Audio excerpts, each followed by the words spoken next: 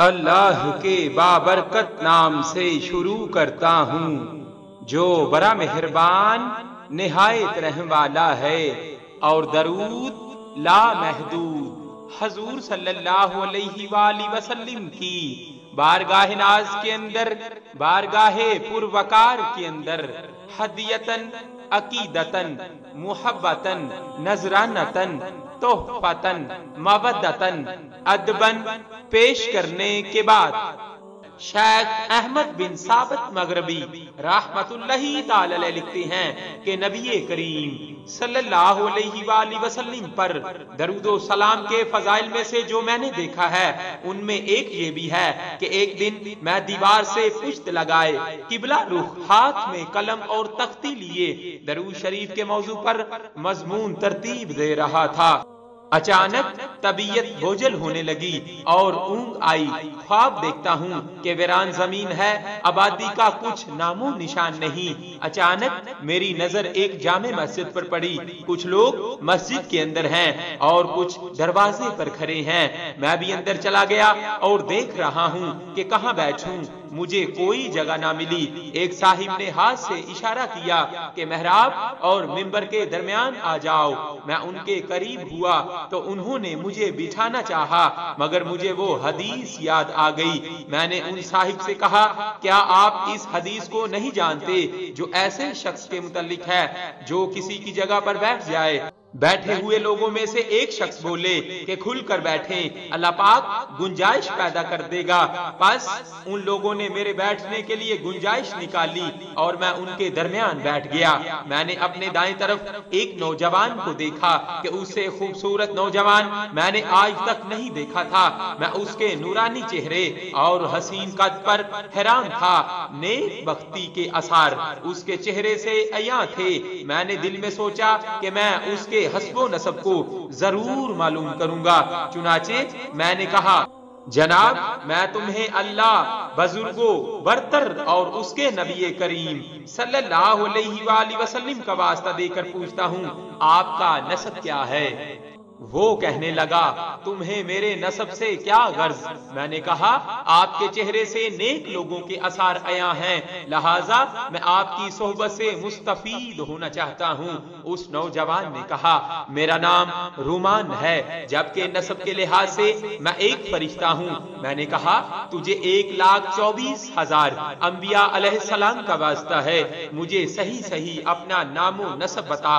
اس نے کہا، اے اللہ کے بندے، میرا نام رومان ہے اور نسب کے لحاظ سے میں ایک فرشتہ ہوں۔ میں نے 3 مرتبہ یہی سوال دہرایا اور اس نے 3 مرتبہ یہی جواب دیا۔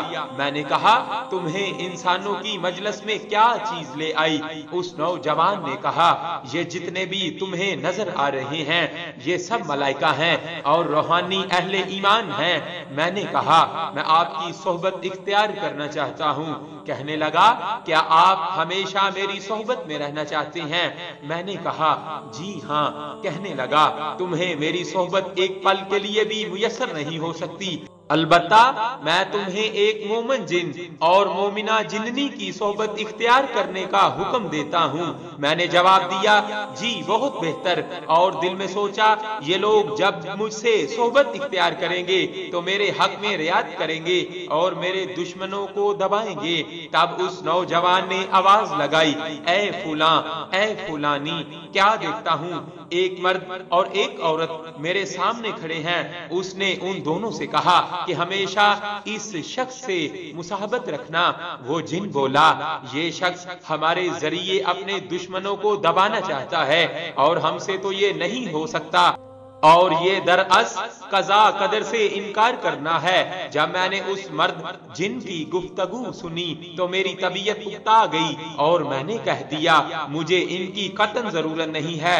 پھر میں نے اس نوجوان فرشتے سے مخاطب ہو کر کہا، میں آپ کو اللہ تعالی اور اس کے محبوب نبی کریم صلی اللہ علیہ وآلہ وسلم کا واسطہ دے کر استدعا کرتا ہوں کہ آپ مجھے ان میں کون سے ملائکہ ہیں اس نے کہا اس محفل میں جبرائیل، میکائیل، اسرافیل اور اسرائیل علیہ السلام بھی موجود ہیں۔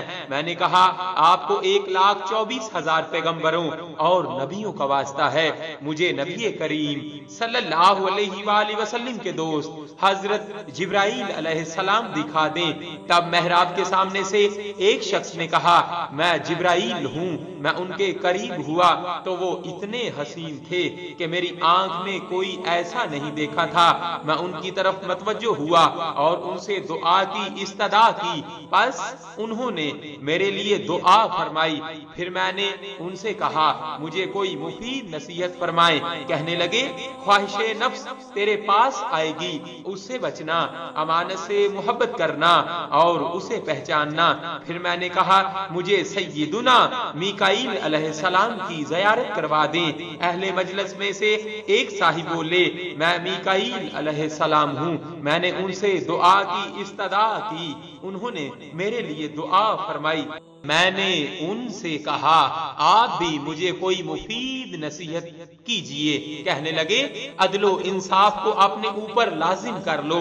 پھر میں نے ان سے کہا مجھے اسرافیل علیہ السلام کی زیارت کروا دیں۔ ایک صاحب کھڑے ہوئے کہ میں اسرافیل ہوں۔ میں نے ان سے بھی دعا کی استدعا کی اور انہوں نے میرے لیے دعا فرمائی۔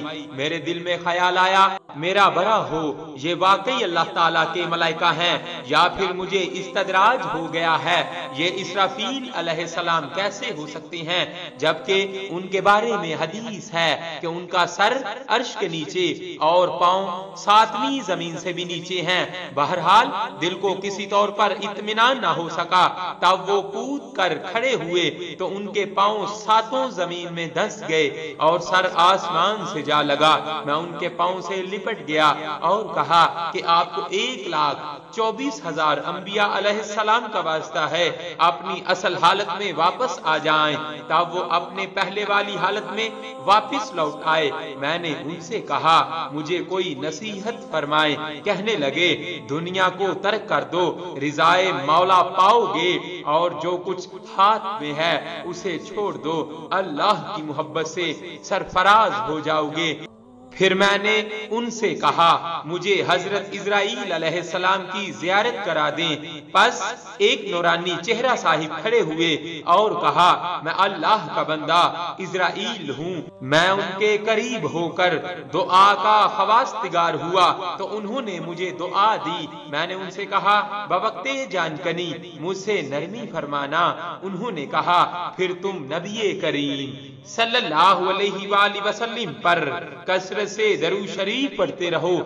میں نے کوئی مفید نصیحت کی درخواست فرمائی تو کہنے لگے کہ یاد کرتے رہو اس موت کو جو لذتوں کو ختم کر دینے والی ہے، سوائے اس ذات کے جس نے زمینوں آسمان کو پیدا فرمایا۔ پھر میں بیدار ہو گیا۔ مجھے رب تعالیٰ سے امید ہے کہ ان دعاؤں سے مجھے تمام نصیحتوں پر عمل پیرا ہونے کی توفیق عطا فرمائے گا۔ صلی اللہ علیہ وآلہ وسلم۔